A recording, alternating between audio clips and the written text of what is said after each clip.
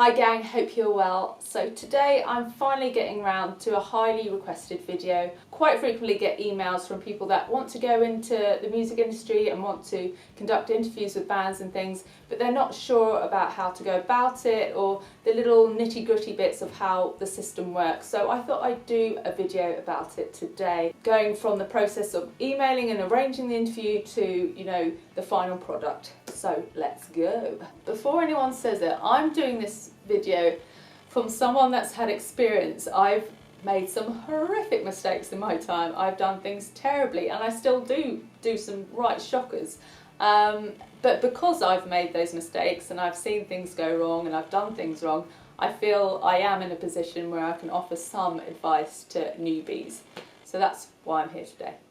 First up, I'm going to be talking about organising the interview. So this will depend on how established you are in the industry already. If you've been in the music industry for a while, you will be on mailing lists of the PRs. And the PRs are the people that look after the press and media side of what a band does. So the interviews, TV appearances, all that sort of stuff, getting the news out there basically. Every day, if you are a journalist or blogger that's established, you'll get emails coming in. Some will be standard press releases that will just be forwarded to all of the relevant journalist contacts they have. But if you've formed a relationship with the PR, perhaps if you're a desirable member of press or just really suitable for this given interview opportunity, they will contact you and ask you if you'd be up for interviewing their artist. So in press releases, you're informed about maybe festival news, tour announcements, support announcements, single releases, album releases, etc.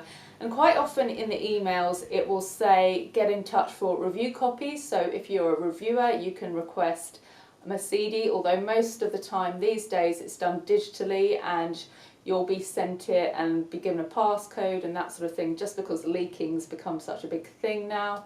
It will also say get in touch for interview requests, sometimes but not always. So if a press release comes in and you want to interview the band and it says that, or even if it doesn't say that, reply to the email and say, I would love to interview the band at this venue on this date. Are there any available slots free? Let them know what sort of interview you're looking to do, if there's a particular slant or topic that you're looking to talk about, what the publication is that you want to create the content for. If you're not on the PR radar yet and you don't know how to get in touch with the right people, then go on their Facebook pages. Quite often in the About section or the Info section, it will have some contact details there. Try and seek out the correct one for you, because there's often different ones for TV and radio, so that will be separate, and there's often separate ones for online. So if you're trying to create an interview for a blog or a website or a YouTube channel, and then there's print as well, so that's for magazines and newspapers.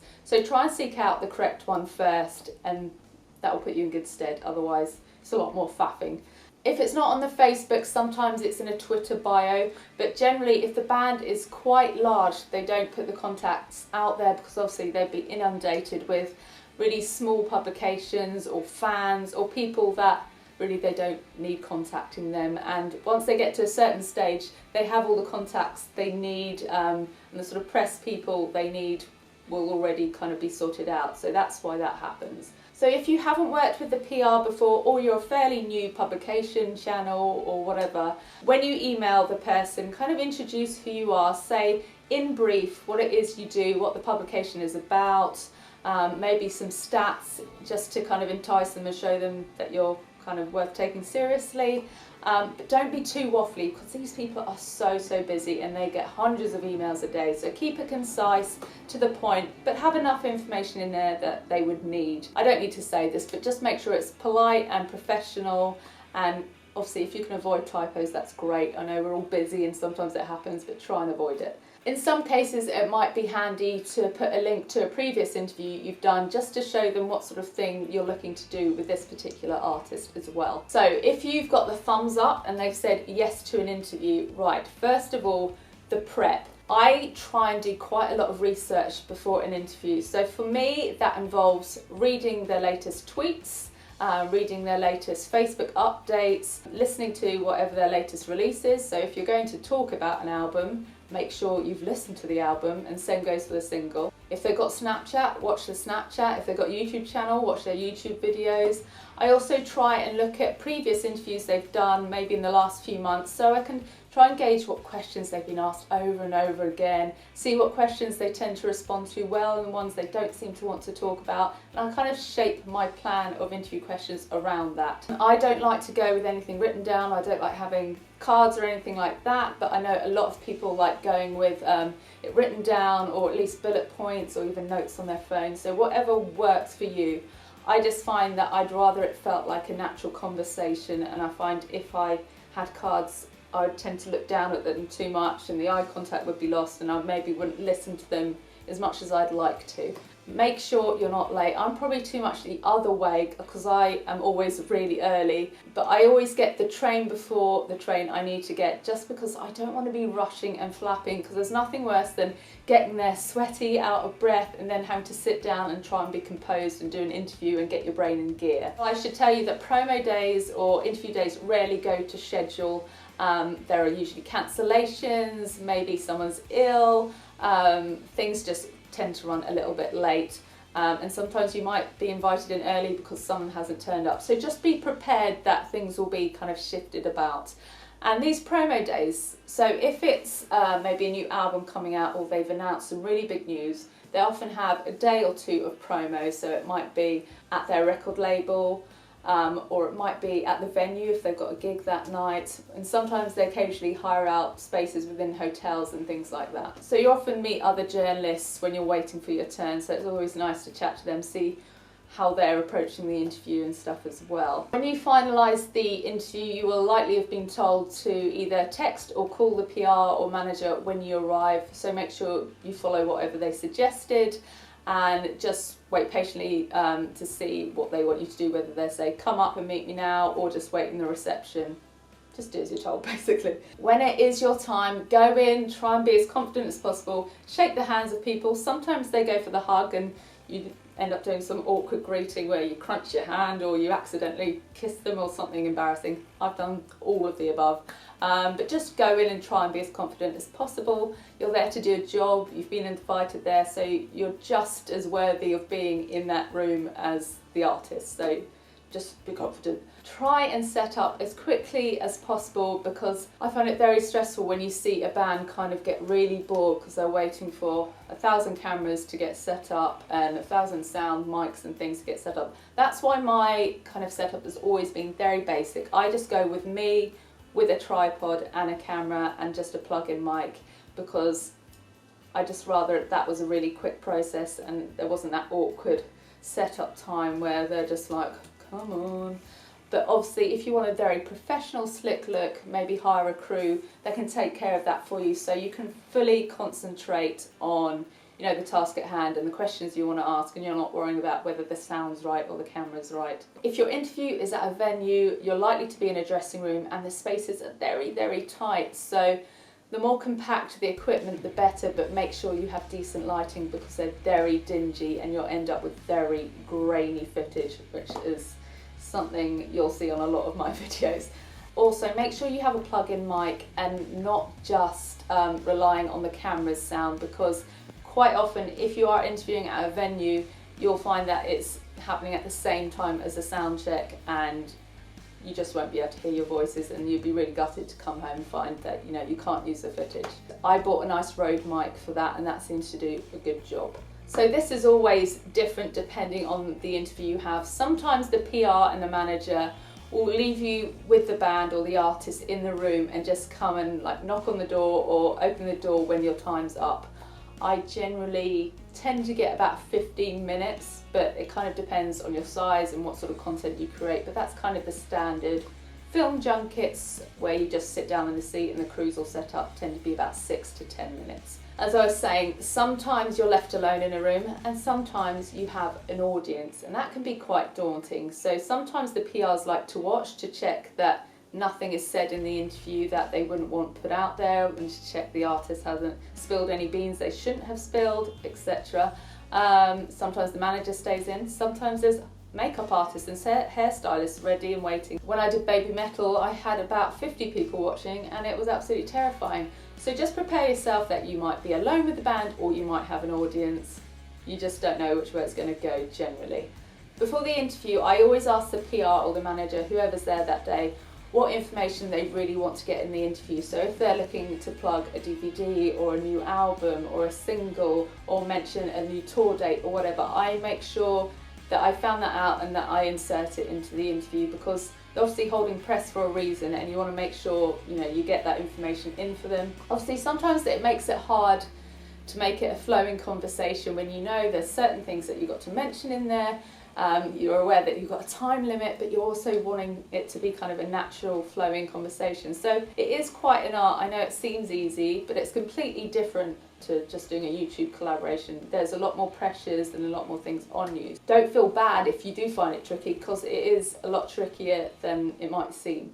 I also make sure I find out if there's an embargo or any information within the interview that is embargoed, because sometimes there's news that has been put out there by the band or their team yet, and they've got a date that they're set to do this on, or they've given the exclusive to someone else to release that information, and you could really ruin it if you put it out there before the news is out. So check that, because you don't want to get yourself in trouble or just feel bad for doing something like that. I try and edit it as soon as possible and get it online as soon as possible.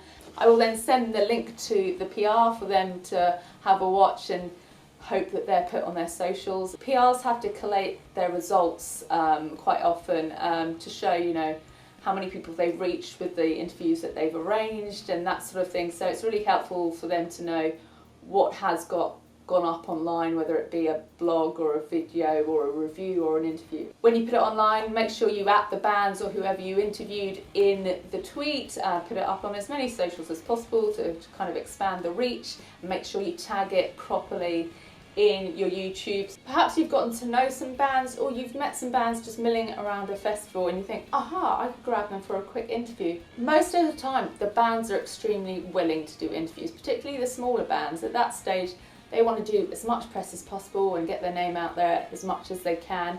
And obviously a lot of people do like chatting and stuff, a lot don't know. And I know the temptation is to go, yes, let's do this, great content for me, wicked, woo, they're up for it.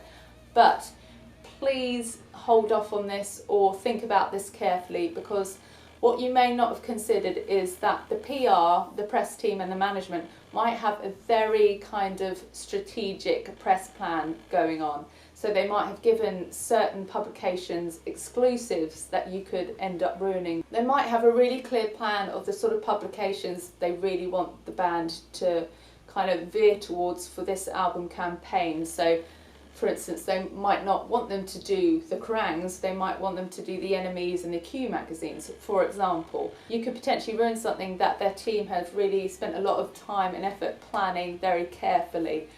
So what I would suggest in those instances is ask that the band first maybe give their PR or management a ring to check it's all right, or if you do film it, make sure you run it past the PR or management afterwards just to check it's okay before you post it live, because I'd hate for anyone to get in trouble. But you don't want that PR or that management to kind of blacklist you or not want to work with you because they see it as going behind their back.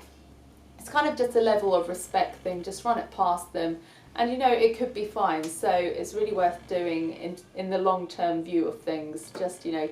Just keep the communication up and make sure everyone's in the loop. So that's all I can think of right now, but if you have any more questions regarding interviewing bands, etc., put them below. Obviously, every time you put a video online or interview online, the people commenting aren't aware of the situation that you were in when the interview happened. So you have to prepare yourselves that you might get some unfair comments, you might get some unjust, rude comments. For instance, I've done interviews that I've had literally 30 seconds notice on, a band's just been flung in front of me, I didn't know I was going to do it, and therefore I haven't had any time to do research, I'm a bit like, ugh. And so it's not my best interview, and you get people going, I can't believe you didn't prepare, I can't believe you were that unprepared, sort of thing, and you're like, well, you didn't know the situation. I've had bands that have been really rude to me and inappropriate just before we've started filming and I've had to be as nice as possible, but maybe it's shown a little bit. I've had bands that are high on drugs and I've still had to conduct an interview. Sometimes they've kept you waiting for 5 hours, and people don't realise that in that 5 hours you've worked up a serious amount of anxiety, and also you're a little bit tired by this point, maybe dehydrated. Sometimes they don't know that you've actually done 30 interviews before this one, and that's why maybe you don't seem quite as on the ball. What I'm saying is people don't take this into account, so you've got to kind of prepare yourself for that sort of thing if you put yourself out there. When it goes well, it's a really satisfying thing to do, and when you've done a good interview you feel really good afterwards, so that's a really big plus point for it. And I really love speaking to artists because I love finding out about the stories behind the music I love, the stories behind the process, you know, how these people tick, how they work.